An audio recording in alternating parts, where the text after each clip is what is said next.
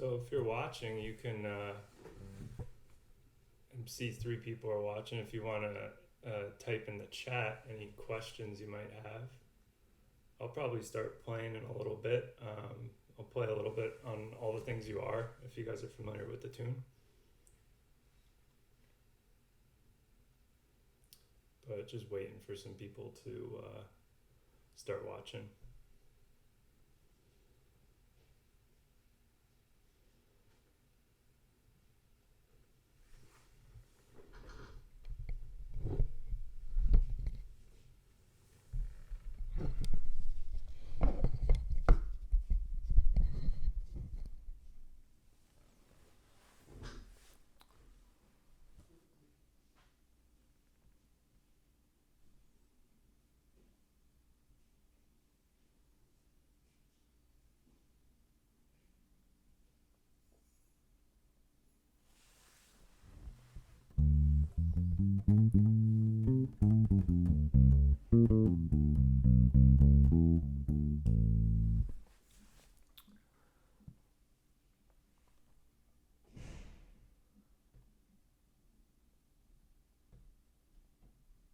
Oh, hi Nati, how you doing? Salam no. Andeno.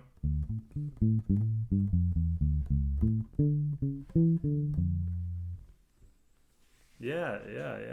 Good. Happy to well, I'm not seeing you, but happy to be here. Yeah. I hope everybody's, safe and at home, and especially your older relatives. I hope they're okay.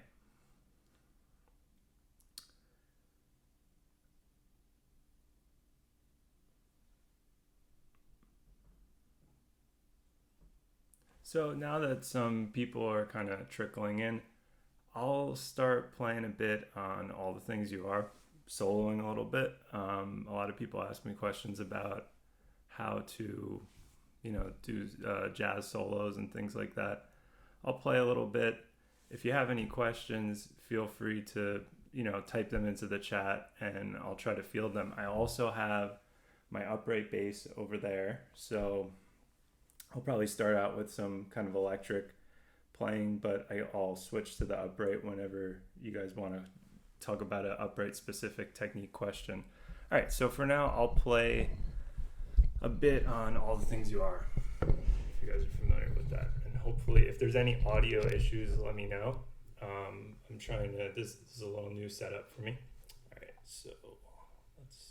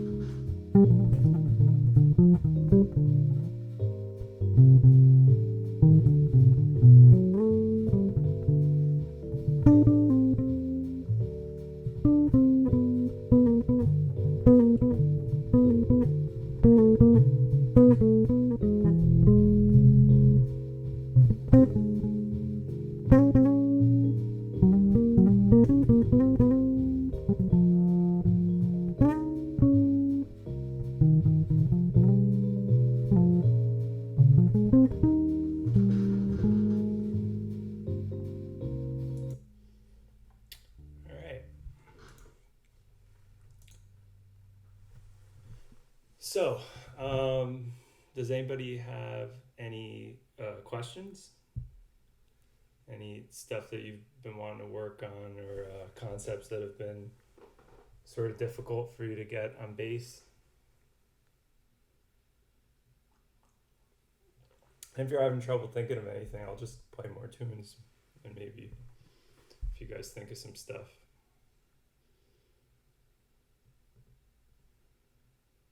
Hi Eric, how you doing?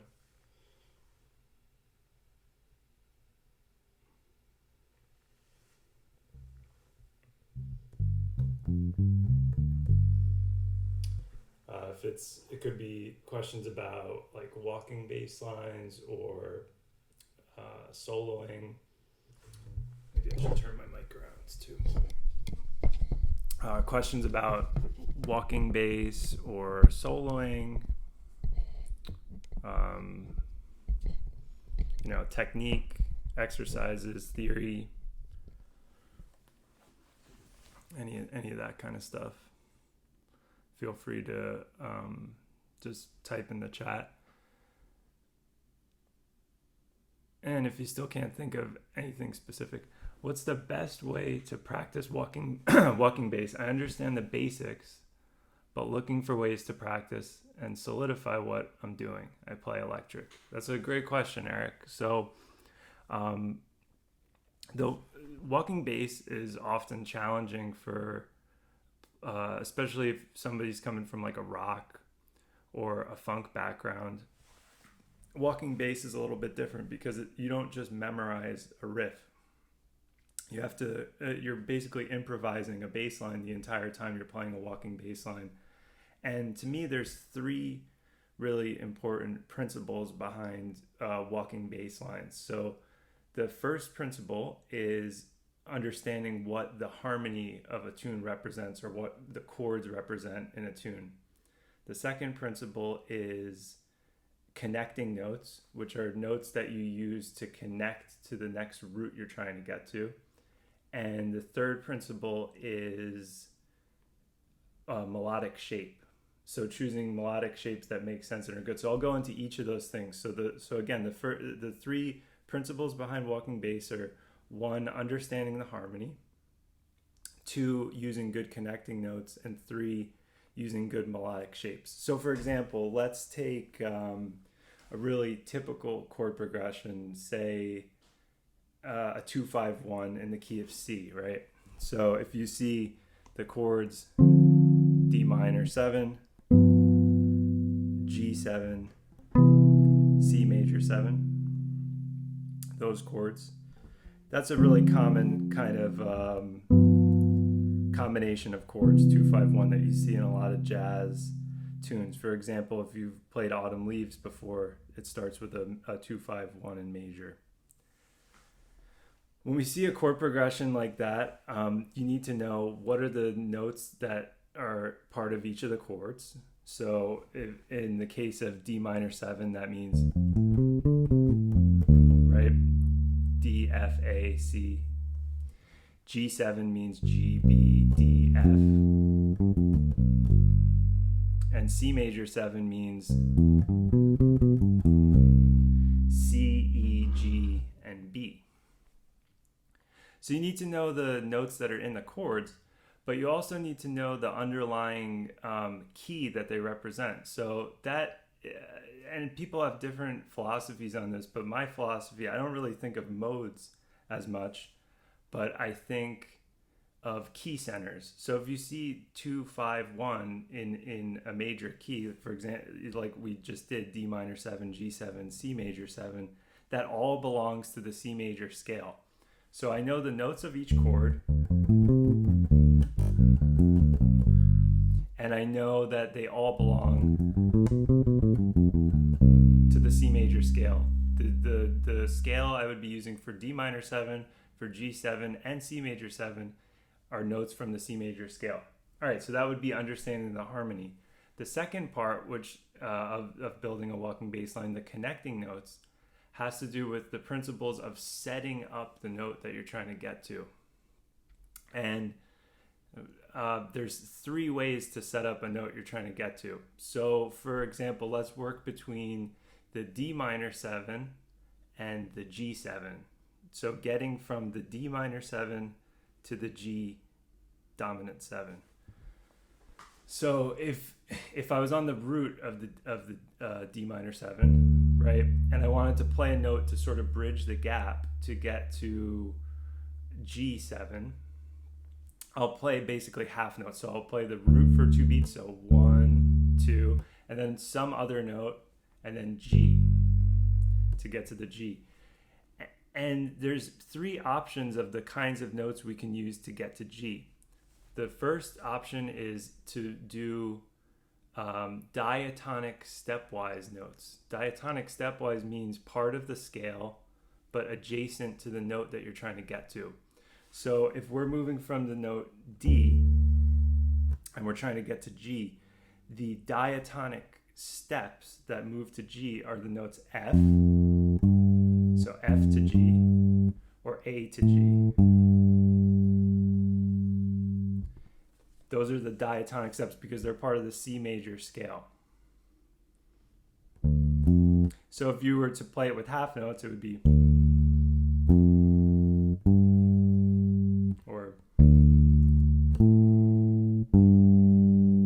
again over that chord progression.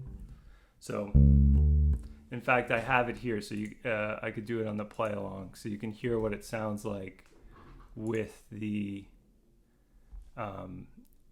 against the.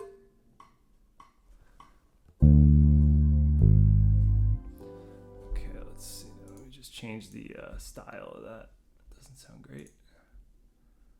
Okay, so here's what the diatonic steps would sound like. Oops. Sorry again, make it a little faster. Here's diatonic steps. So that's to get to the note G. And then if you went from above diatonic steps, you can go A, G. So that's half notes, that's connecting notes. The other principle of connecting notes would be chromatic pitches. So anything that's a half step leading to the root you're trying to get to. So if I was again moving from D minor to G, I would use a note right before it, a chromatic pitch. So I can do F sharp to G, or I can do A flat to G, which would sound like this.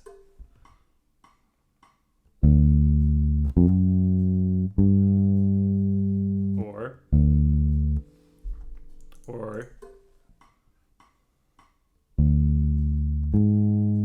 A flat. The last connecting note principle would be a fifth above or a fourth below a note, which in this case, moving from D to G ends up simply being repeating the note D. So we can go like this. That moves us to G, or the octave below. All All right, so that covers the first two concepts of the walking bass line: understanding the underlying harmony, knowing what key center you're in, the connecting notes, which are stepwise steps, chromatic half steps, or a fifth above or a fourth below. Those are the connecting notes. Diatonic steps, which means part of the scale, which could end up being chromatic, but it means it's part of the scale. Chromatic pitches, meaning a half step resolution, or a fifth above or a fourth below. And then the third part, and maybe the most kind of difficult to get at first, is melodic shape. And that has to do with choosing a melody shape in your bass line that makes sense. So if you're, again, the same example, the 2-5-1 in C, D minor 7 to G7 to C major 7, we have three melodic shapes to choose from. So a lot of threes here, three principles, three types of connecting notes, and now three melodic shapes to choose from. The melodic shapes, and once we start dealing with melodic shapes, we're going to use quarter notes now. We're going to play 4 notes along the D minor 7. So if our three melodic shapes are stepwise, which means moving up the scale or down the scale, not skipping any notes in the scale. Arpeggios, and generally these are triad arpeggios, 3-note arpeggios, or root fifth octave patterns. So again, the melodic shapes for the walking bass line: stepwise, up or down. Arpeggio, generally triad, up or down, and root fifth octave, up or down. So the way that would work, again, with our D minor 7 to G, so now we're dealing with quarter notes. We start on our root. That's what you should be doing for all these walking bass lines at first. Start on the root. And we start going up the scale, up the C major scale from the note D, because we're in the key of C in this 2-5-1. So we would go D, E, F, and then you could apply any of the connecting note principles from earlier. So any of the connecting notes that we said work to get you from D to G, which were F, F sharp, A flat, A, and D. So those 5 notes can get you to the note G. So we just played 3 notes, D, E, F, and then we can use one of the connecting notes. So for example, we could use F sharp, and that would get us to G. We could use A. We can go up the scale and then use the connecting note A to get us to G, right? We can use A flat. We could use D. And that would get us to G. The only note we wouldn't use in this case that's a connecting note is F, because we're playing it on beat 3. You generally try not to repeat notes in a bass line, meaning like 2 in a row. So you wouldn't go. You could already hear that sounds a little weird, but that sounds good. Or any of those. We can go down the scale as well. So from D, going down the C major scale, we're D minor 7, G7, C major 7. So we're just moving from the D minor 7 to G now, stepwise down in a walking bass line. That was with the note A as a connecting note. That's probably the best one. It sounds smooth, but you could also do A flat. You can do F sharp. You can do F. You can do D. Then, so that's stepwise up or down. Now arpeggios.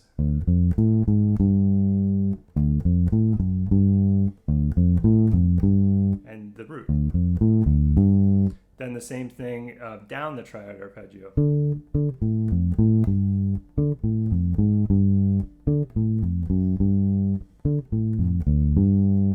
So any of those. Then the root fifth octave is the last melodic shape.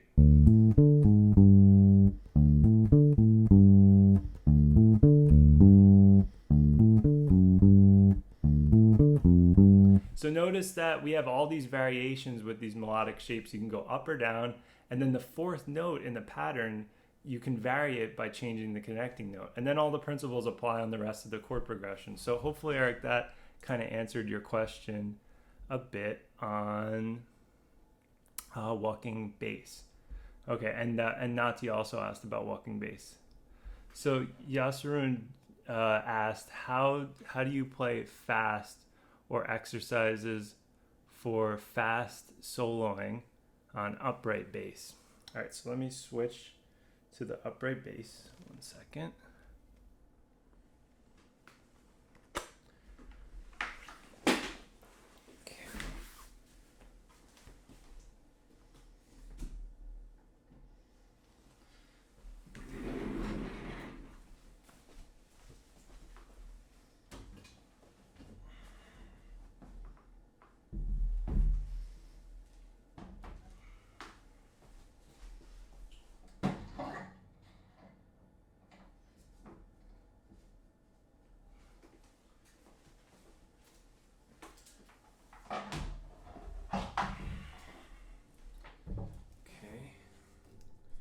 Just put my microphone on.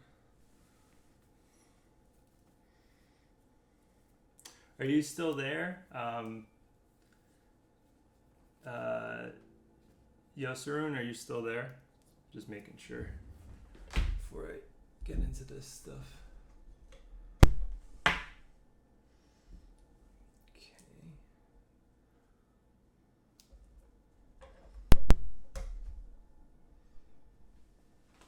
Oh, glad that helped, Eric.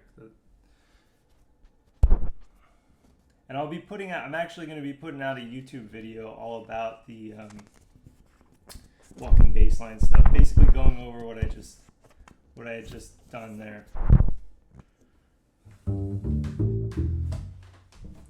All right. So, Yasrin's question was about how to play fast or exercises for fast soloing on upright.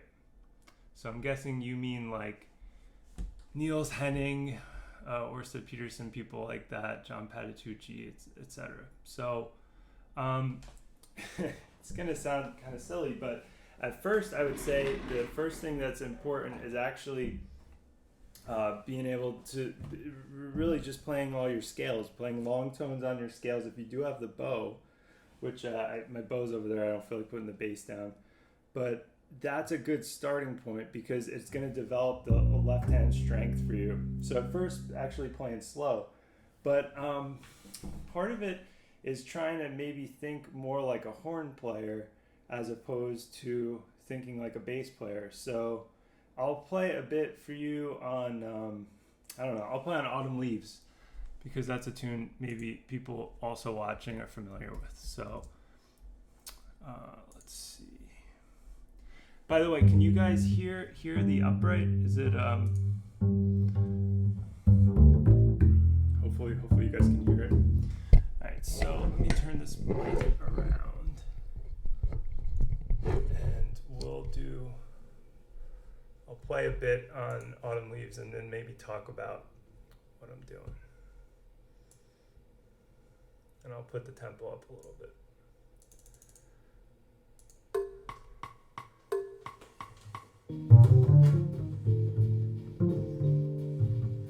Let me just change the volume on this a little bit. Okay.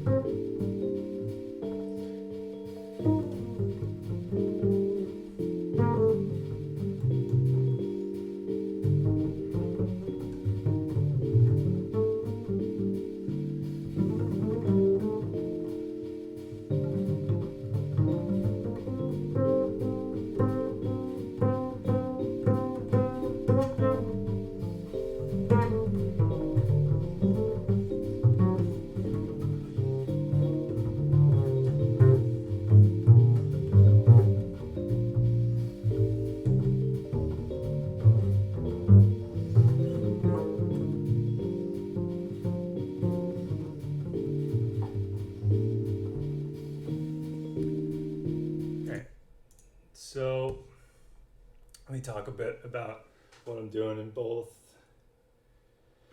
the. Can you guys see me, by the way? All right, cool. You can see me. All right. So were you able to hear a bit of that, Yasserun, the stuff I was playing there? So is the upright bass audible? I'm just making sure you guys can hear it.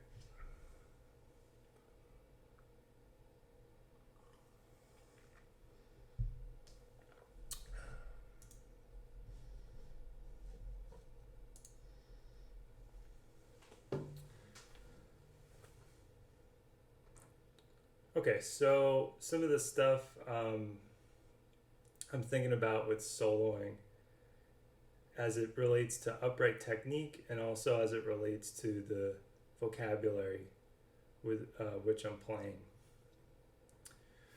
One is knowing the full range of the instrument. So let me turn this up. You guys can see me. One thing is knowing the full range of the instrument. So with soloing,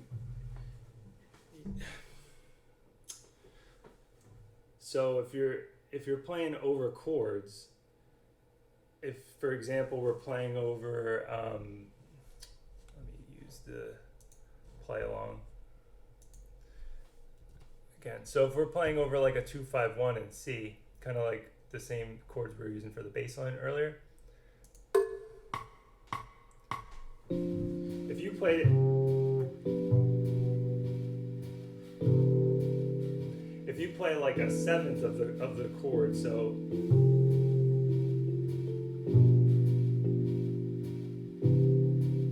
it speaks differently in different ranges on the instrument. If you play it up high,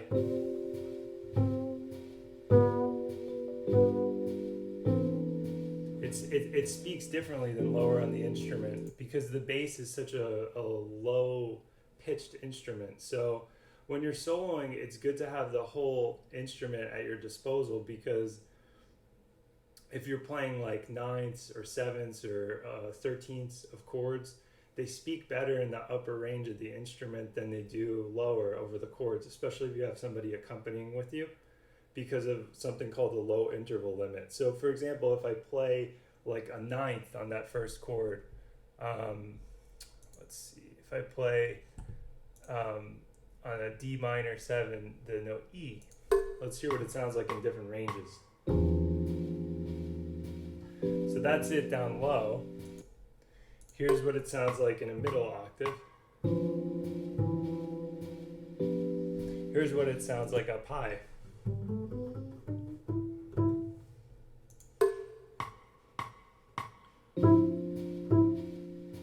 So it speaks differently in the different octaves. It sounds better in the higher octaves because of low interval limit. So that's one thing, knowing the range of the instrument. Two is similar to how I think with bass lines, is thinking about key centers. So when I'm playing like a tune like I was playing before, Autumn Leaves, I kind of generally think in key centers. So the first 2-5, if we're playing in the key of G minor on Autumn Leaves, C minor 7, F7 to B flat to E flat, that's all in the key of B flat major to me. Then when it goes to the 2-5 that goes to G minor, the A half diminished D minor 7 to G minor, I think kind of natural minor on the A, harmonic minor on the D, and melodic minor on the G, but basically all from the family of G minor. That helps kind of give you little kind of points on your map that you know what key centers am I aiming for. Then secondly, I'm thinking about notes to get to that sound pretty over the chords. So thirds, sevenths, ninths, things like that. I'm aiming for those notes in my phrases. So if I'm playing over the first chords of Autumn Leaves, C minor, F to B flat, I might play off the note E flat. So I might play a phrase. So again, that's over C minor. So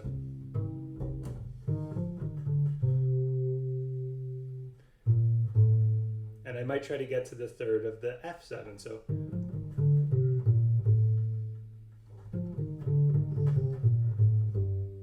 see how that already kind of sounds like the tune just from the phrase I'm playing there, even without the chords.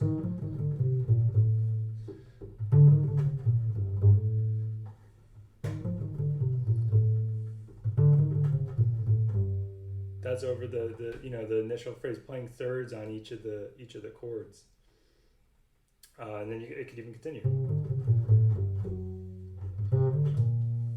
So maybe try an exercise like that over Autumn Leaves.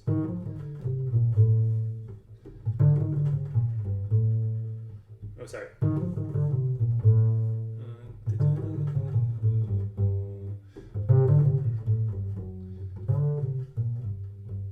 Something like that. Hopefully that answers some of your questions. And in terms of technique, I generally switch to like a 2-finger electric bass kind of style plucking when I'm going to faster tempos.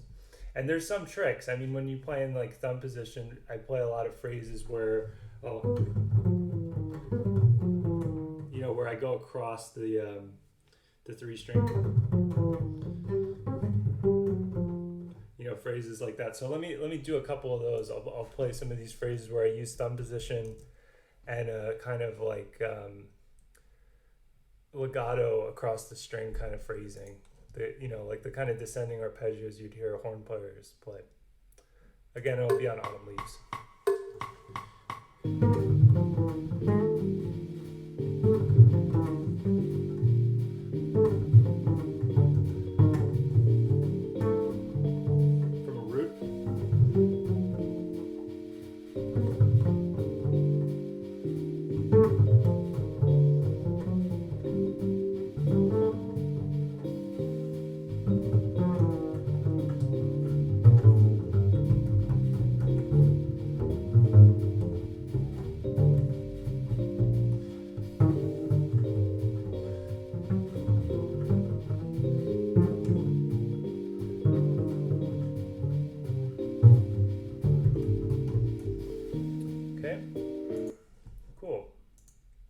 Hopefully that answers some questions. I would say listening to bass soloists that are great, virtuosic upright soloists, and the people I transcribed a lot of were Scott LaFaro, like all the Bill Evans bass players, like Scott LaFaro.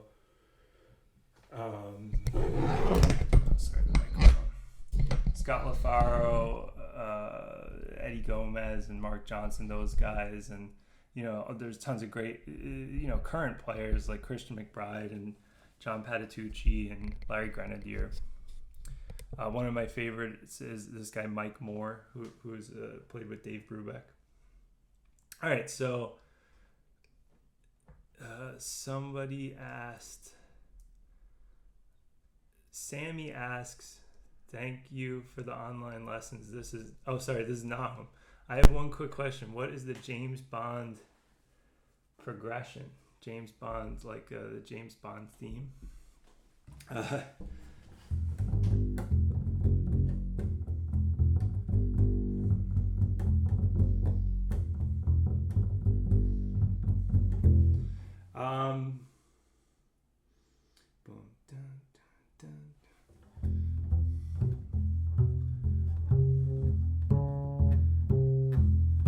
So the James Bond theme is like when it does the chords. So I wish I had my piano. You know what? I'm gonna switch back to electric because it'll be easier to demonstrate the chords.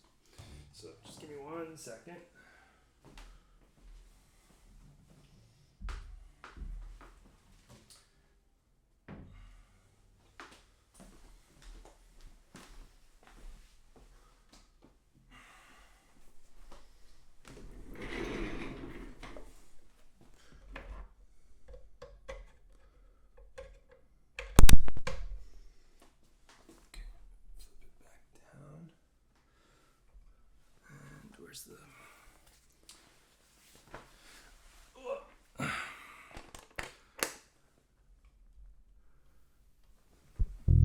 Again, thanks everybody for joining. Thanks anybody that's watching.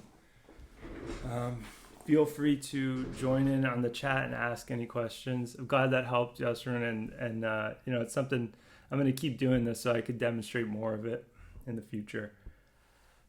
But yeah, if you have a question, feel free to drop one in. So again, Nahum asked, I have one question. What is the James Bond chord progression? I guess is what he's asking. So James Bond is in E minor, and the it's actually not bass, it's the guitar that plays it, but it plays the right, that's the riff. But then there's a chord progression. So it's like let's see how I can demonstrate. Right.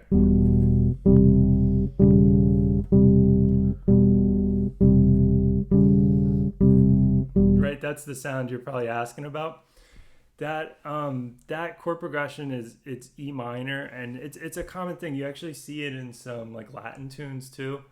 So it's like a basic minor triad. So it'd be like E minor. Then it's a minor with the flat six. Then a minor six chord, which means it has like the natural six. So with the C sharp, and then back to the flat six. So again, it's minor triad. So that'd be E B or E G B. Now E G B, but with a C. So with the flat six, and then E G B with a C sharp, and then and then back to E B G with the C, the flat six. So it sounds like this.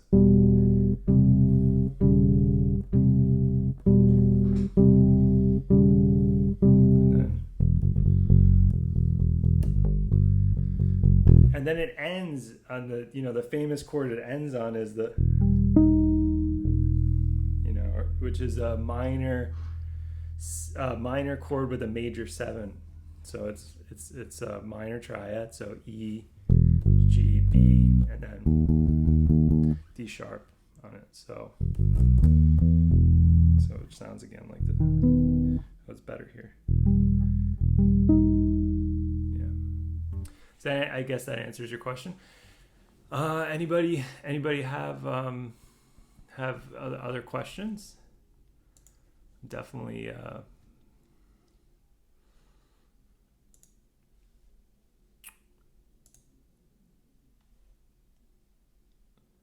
And if you don't, I will just play a bit on some other tunes. So it could be questions about. Earlier, someone asked about walking bass lines, and I kind of demonstrated the concepts of how you build them. Then there were some questions about soloing. So anything about jazz or any styles you guys want to know bass lines about, like certain genres. What do you play for things? Any theory questions about chords or scales, exercises to practice. Or let's see what else. Certain tunes to practice.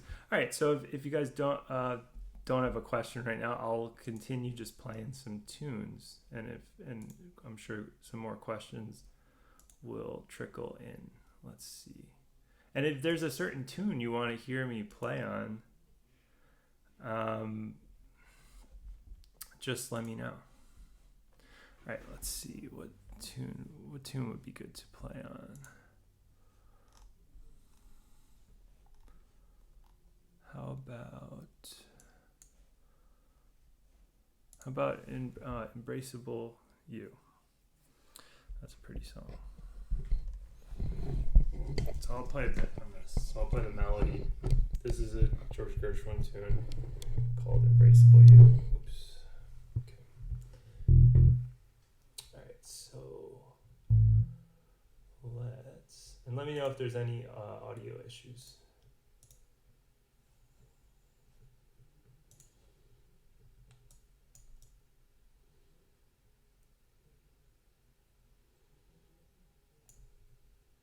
A little faster than that. Okay.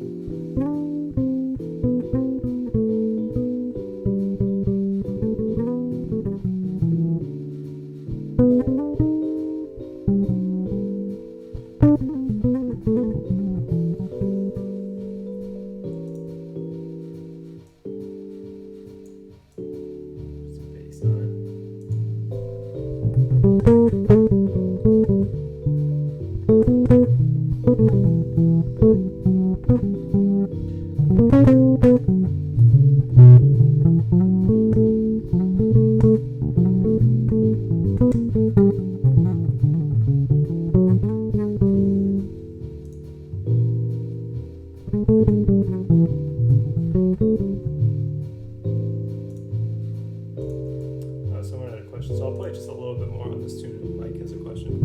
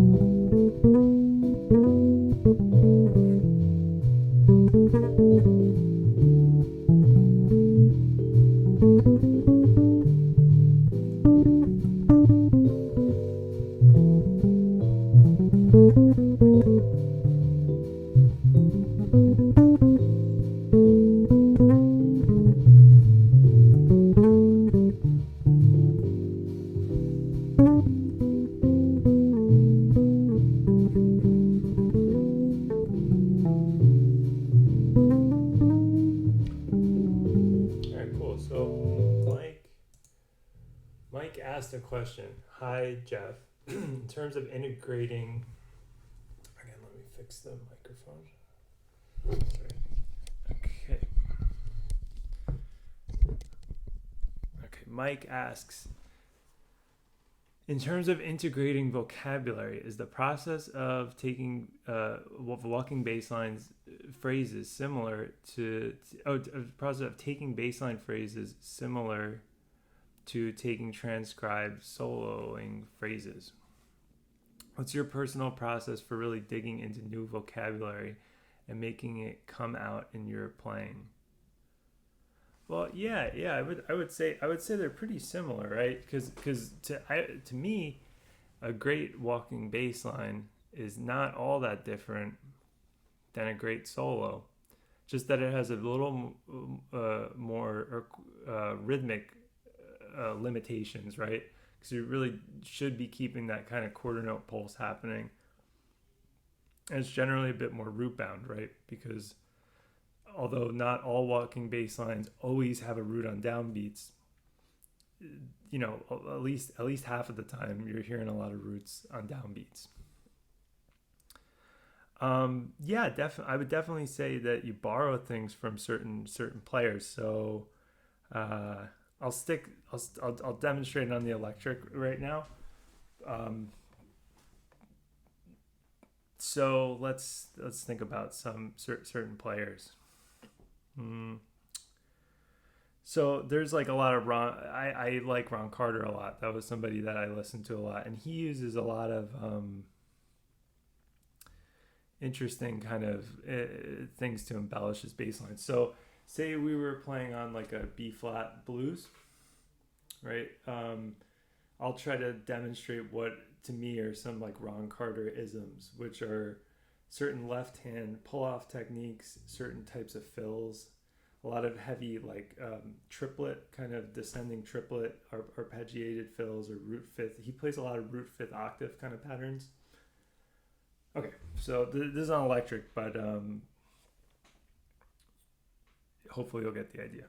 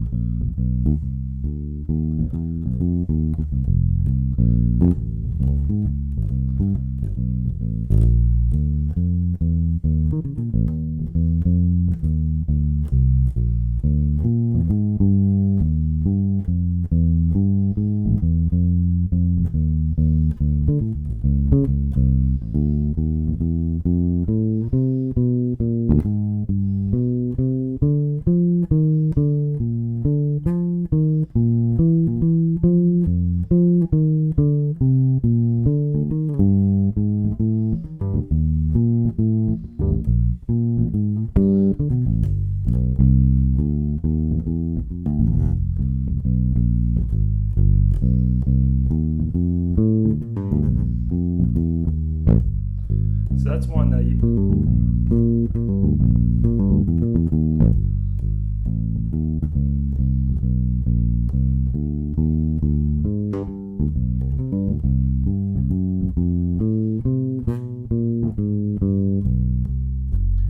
lot of these kind of,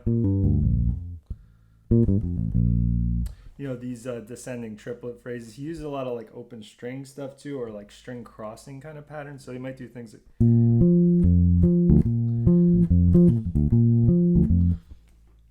things like that, or things with like the open strings, like with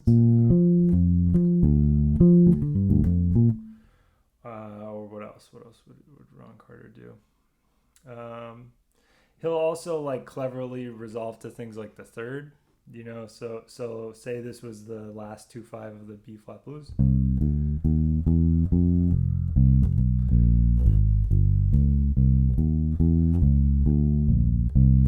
Something like that, where I went,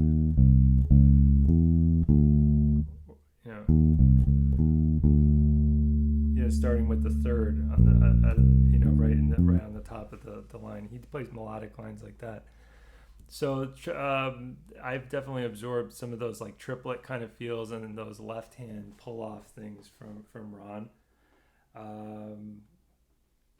Some other kind of stock things that maybe you should be aware. Those kinds of things are sort of like, it's like playing. It's like a soloing phrase. Like, it's the kinds of things that you should have in your vocabulary. You should at least be aware of them. Things that are really stock, things that a lot of bass players use. So those triplet feels.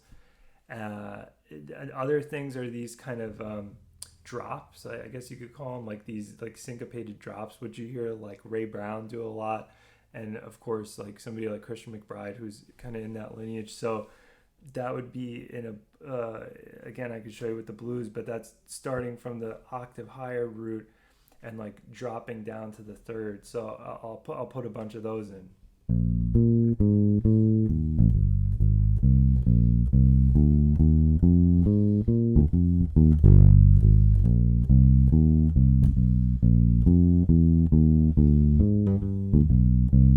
So like here.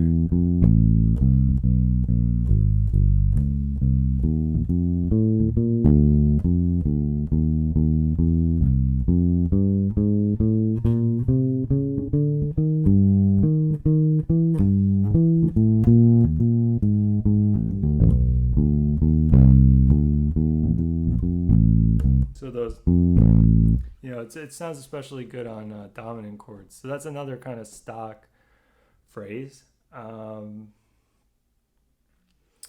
then other things are just these like kind of ghost notes and skip kind of notes, like this, like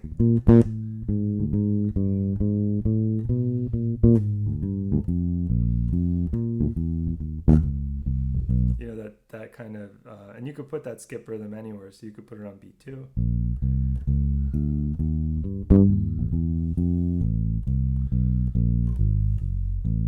You could put it on beat 3.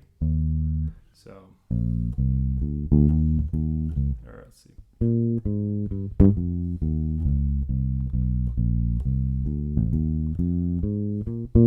You put it on beat 4.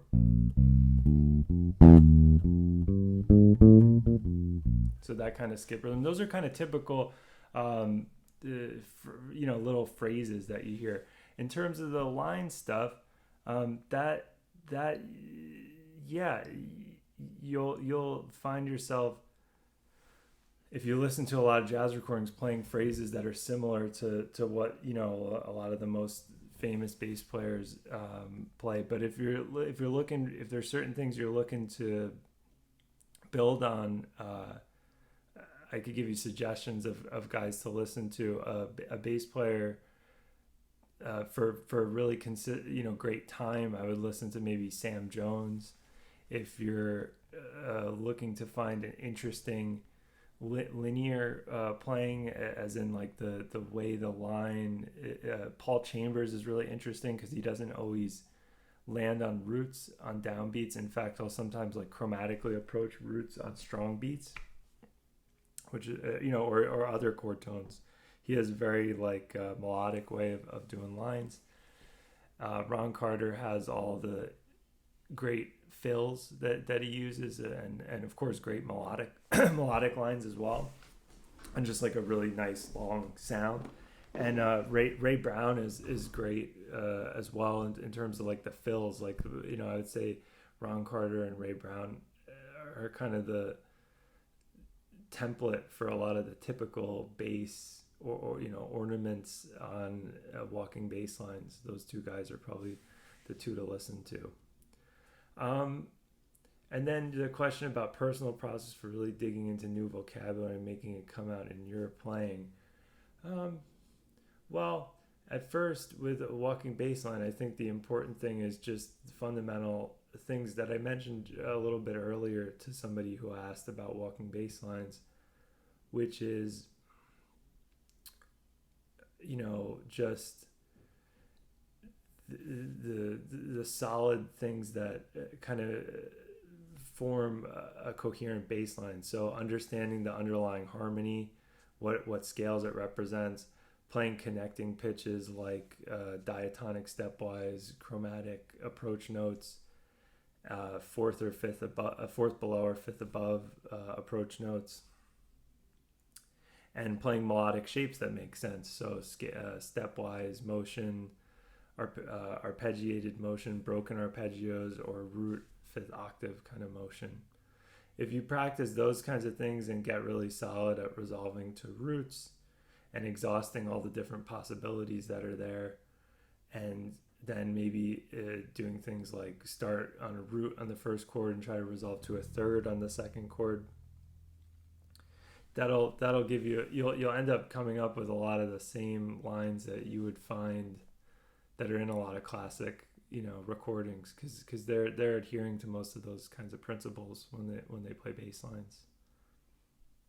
Hopefully that helps. And hope you're doing well shut in New York, Mike. We're in a similar situation.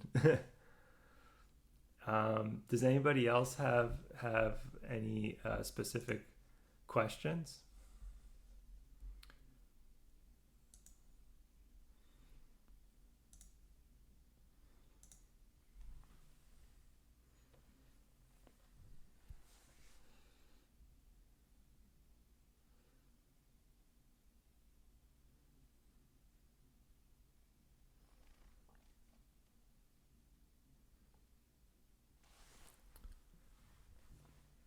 All right. Considering that was a question about walking, I will do a demonstration a bit on upright of some walking on some tunes, just to demonstrate some different concepts. So give me 1 second. I'm just going to switch.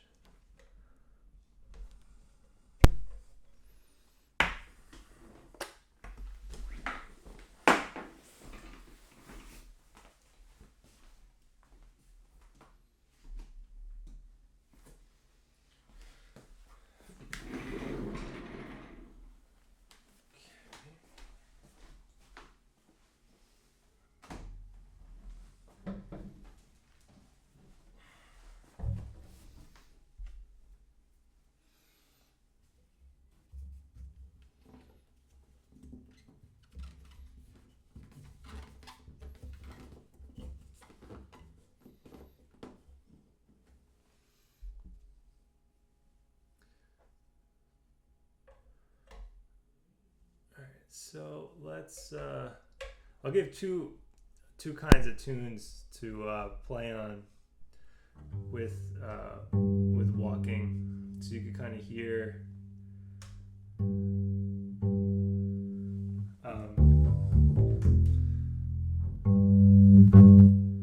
Oops, sorry. Okay, I'll give a few kinds of examples of tunes to play over.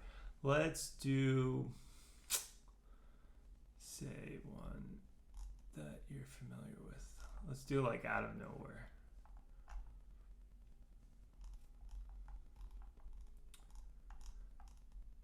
So, okay. All right.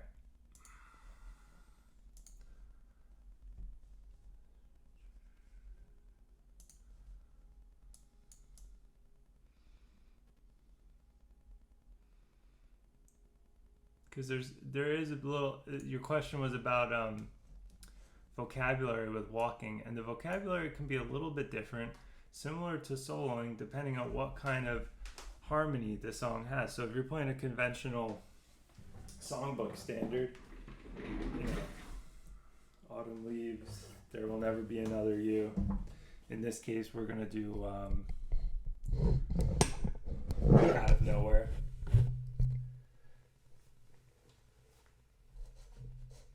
That calls for a different kind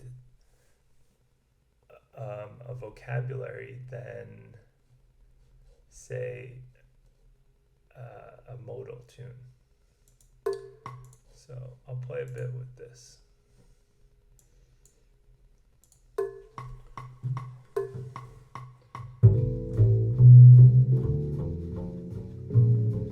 Let's just see the audio here. The audio is a little funny. Sorry, guys.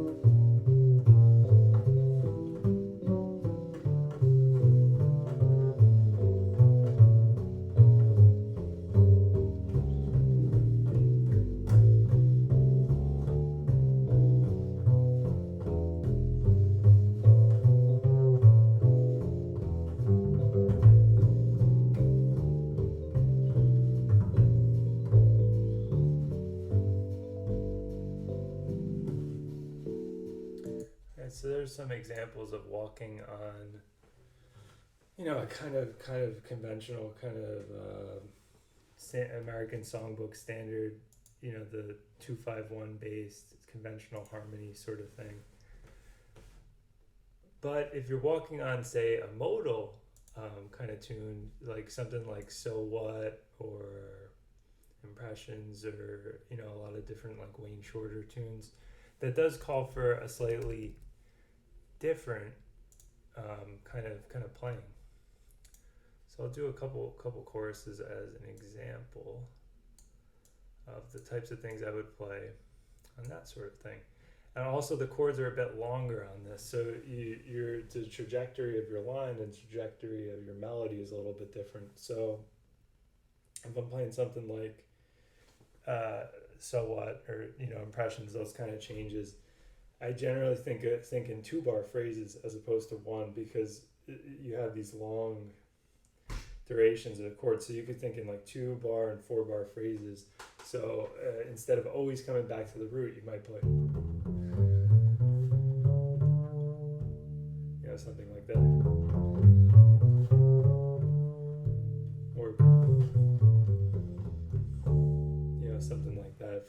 Phrases like that, aiming for the root every 2 measures or even 4. All right, so here's me playing on Impressions, and I'll try to do some of the things that are conventional in this style of a chord progression with a walking bass line, where it's more modal and there's less 2-5 movement. So you'll hear like a lot of root 5th octave patterns. I'll use some open string tricks, like the kinds of things you hear Ron Carter do. All right, so here's Impressions.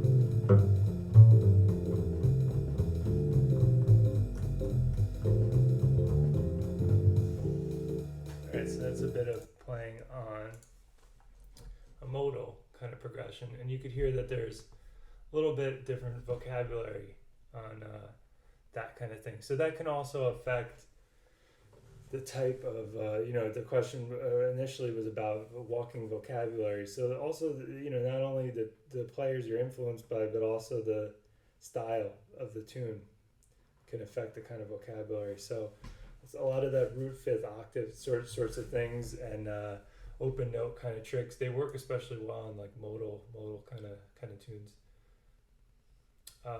Cool. So any other questions? I'm seeing we still got some people tuning in. Thanks for watching, and I hope everybody's safe and at home.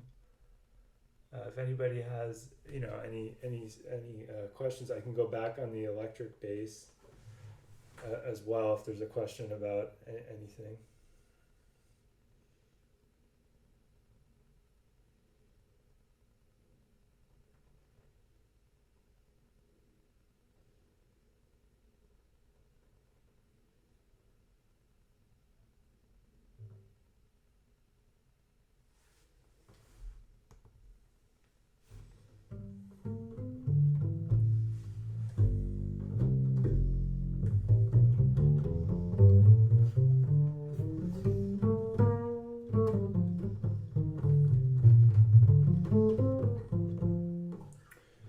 So I'm not seeing any questions, so maybe I'll just play a few more tunes, just play a little bit and demonstrate some stuff. And if you have any other questions, feel free to just write it in the chat if you want to see a certain technique demonstrated, or there's a certain style or a certain concept you're having trouble with.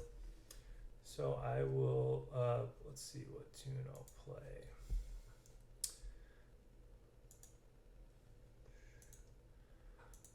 Well, a lot of people ask questions about blues, so maybe I should just play a blues.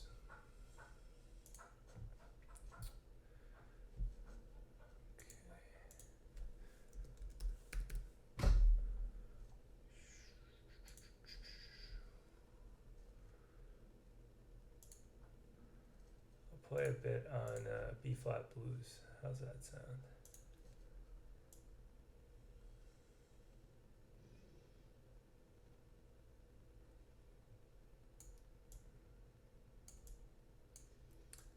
And I'll solo. I'll play melody. I'll walk a bit, and I'll solo a bit.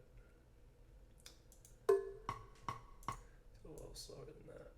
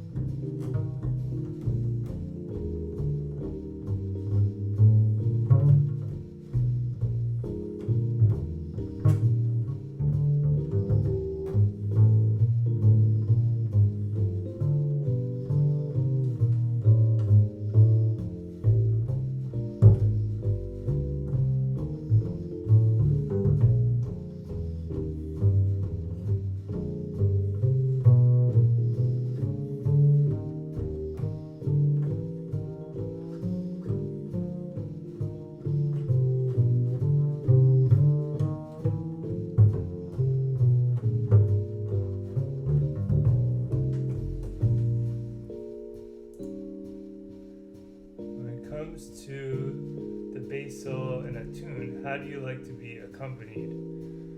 What are things that compers do that you like or dislike when you're soloing? That's a good question. Yeah, that kind of goes back to, yeah, Mike, that's another good question. It kind of depends on how you play. So,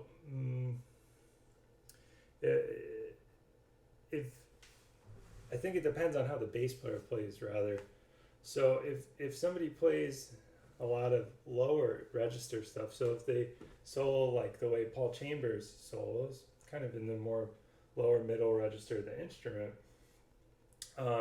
you'll notice on a lot of those recordings they tend to lay out a bit because of the, again, a thing I talked about earlier, the low interval limit. Sorry, I'll turn the microphone around so you can hear me. It's the low interval limit, which has to do with, you know, how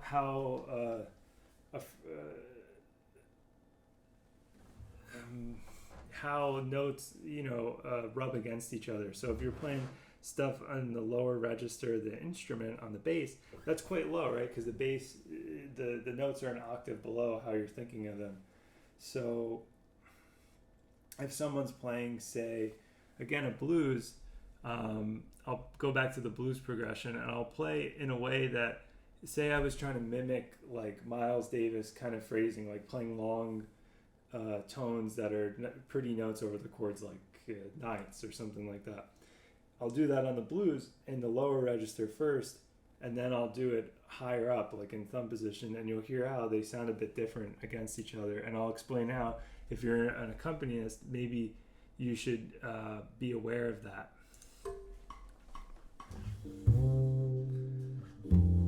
So here's ninths.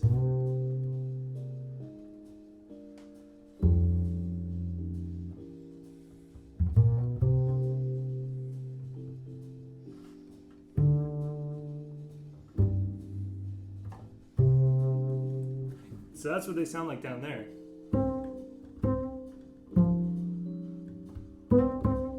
See how it speaks a lot different in this register?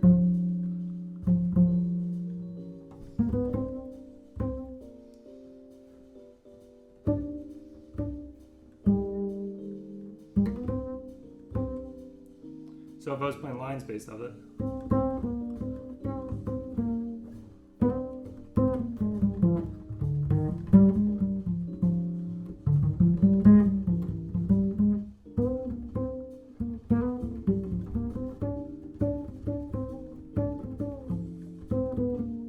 See how that speaks a bit different than when I was in the lower register. It sounded a bit confusing when I was in the lower register.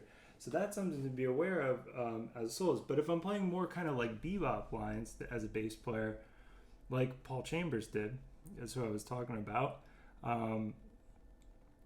that you'll hear that that's not going to necessarily rub against the comping. The audio is a combination of a microphone and two microphones. The audio is a combination of just a microphone that I'm talking into and you might hear it if I touch it. Yeah, a little kind of foam covered condenser microphone on the upright. Hopefully you guys can hear it okay. All right, so anyway, so if I play in the lower register doing kind of like bebop stuff, you'll hear that it doesn't conflict with the comping as much. So I'll play it more like PC would.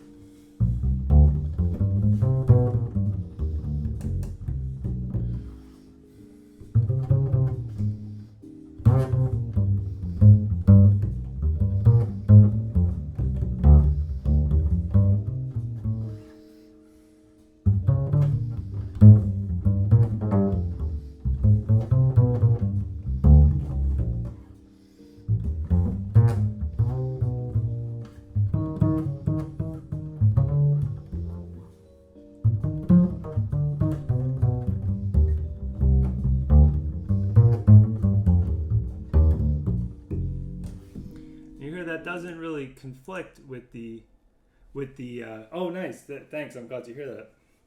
The audio sounds good. So you could hear that doesn't conflict with the comping as much, right? Sorry, you can see me now, right? Okay. Yeah, cool. All right. You can hear that doesn't conflict with the comping as much.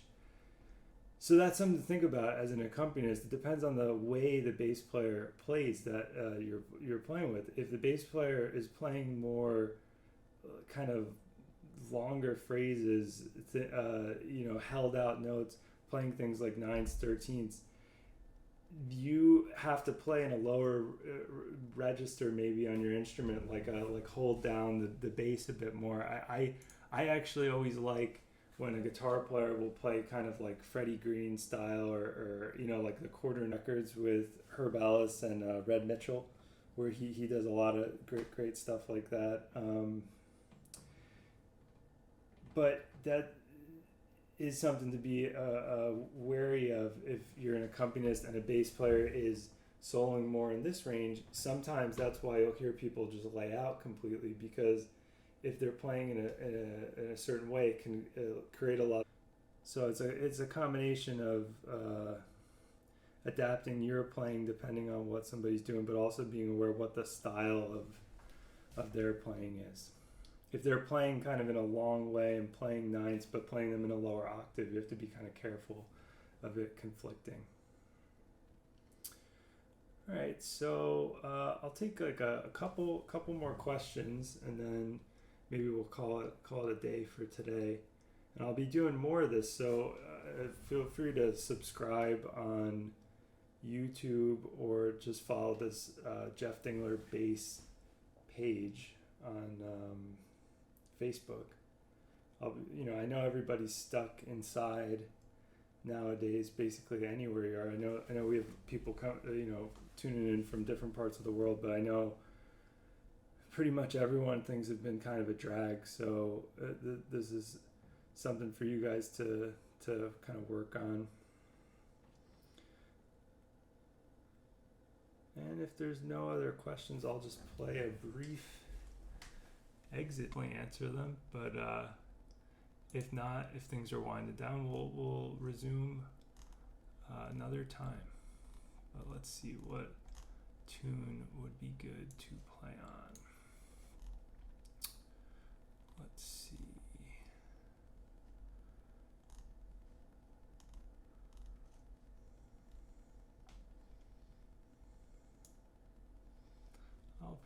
I'll put this tune's very pretty. I'll play Moon Glow, which is one that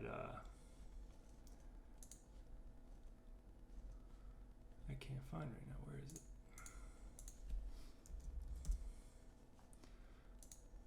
Yeah, Moon Glow. This one's very pretty. Made famous by Benny Goodman. And I'll do the same sort of thing. I'll play a bit of melody, play a bit of soloing.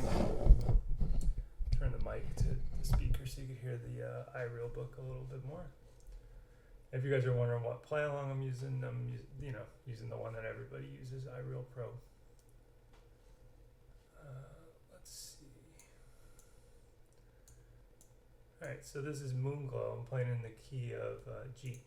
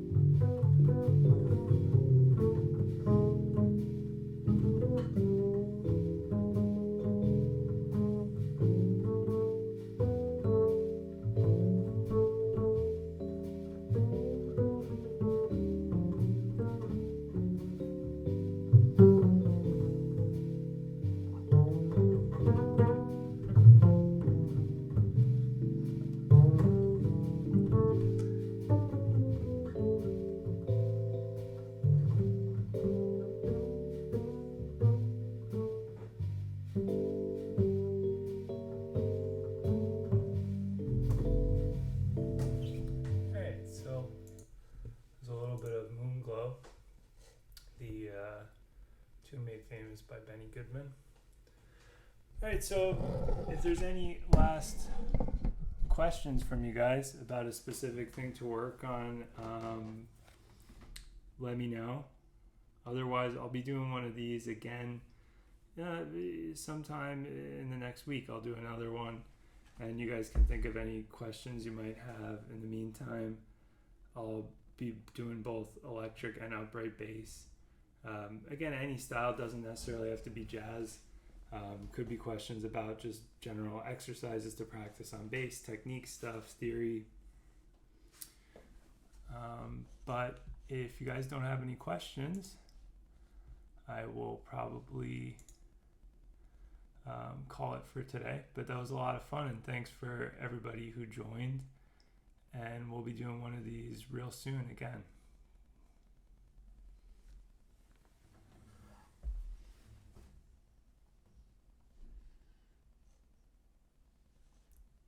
All right, thanks everybody.